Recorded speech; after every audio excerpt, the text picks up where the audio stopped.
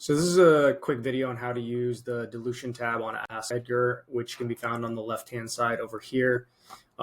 You'll notice that the rating scale is similar to Dilution Tracker with a couple of differences. One is offering frequency. So the way that we have configured this ranking is it's based on how often a company does registered offerings or uses their ATM at the market offering. And then the overall risk is basically the overall risk that they will announce a registered offering. So it's a combination of these variables to determine the likelihood that they will do an offering, as that will often have the biggest impact on the stock is if they announce an offering. We also have a Nasdaq Compliance rating, which basically we connect all the data from the Nasdaq site. They basically have a database of tickers that are not compliant. And we're particularly looking at the compliance with the stockholders' equity rule and the bid price rule, because those are the ones that can potentially have the biggest negative impact on a stock. So the stockholders' equity rule is a requirement to have $2.5 million in stockholders' equity, which is a company's assets minus liabilities. So often if they are below that threshold, the best way to cure that is to do an offering.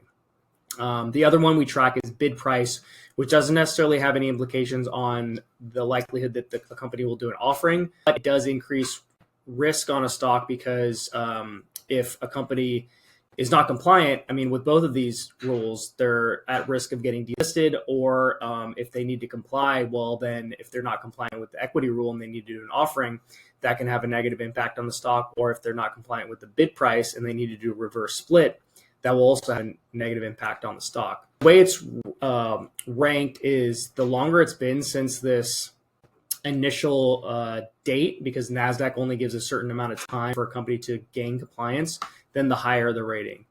It's also important to pay attention to the notes, because as you can see here, we pulled this from the latest filings. You can see that they have addressed this issue. So we've also marked it as resolved, but we won't always have it marked as resolved. It might still say open, so you might want to check the notes as well. We also show former symbols and then previous splits as well. The more splits, usually the worse the company. These sections are pretty self-explanatory: pending offering, warrants, etc. One important thing to note is that to see more details, like you see the title here, we've indicated that they need shareholder approval. You need to hover over to see all the details. The same here with this price protection, and then also these details, which are really important because in this particular case, it has to do with the warrant exercise price actually being adjusted under certain conditions, which can result in even more dilution. We're going to redo the UI to make these a little bit easier to see. You can also sort the exercise prices and conversion prices just to see what's in play. We also will color code them. So ones in yellow are getting close to being in play. Ones that are green are in play. So red means they're just way out of the money. They're not even really close. Additionally, we will cover, especially stuff like this that can be complex. We will go over this in the Discord room in our research channel. So any stock that's in play, we will cover it and kind of go over the fine print on any dilution, any risk of offering, stuff like that. Moving on, we'll show ATM remaining shelf, what they can raise from the shelf. As you can see here, we've also indicated that these are all expired as well. With equity lines, we'll also write out the details of the deal in terms of what price the company will sell shares to the investor, and also any limitations on how much they can own. Generally, these are usually that they are sold at a discount to VWAP.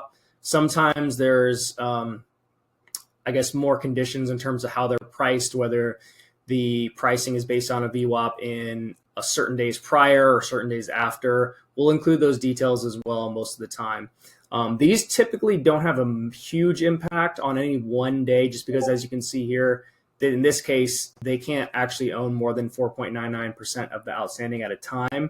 Most of the deals are like this, and it puts quite a bit of a limitation on the dilutive effect in any one single day. Over time, they can cause a lot of dilution, but any one single day, not necessarily as much as, say, an ATM, for example, where there generally are no limitations. And then lastly, completed offerings. Pretty self-explanatory here. And that's it.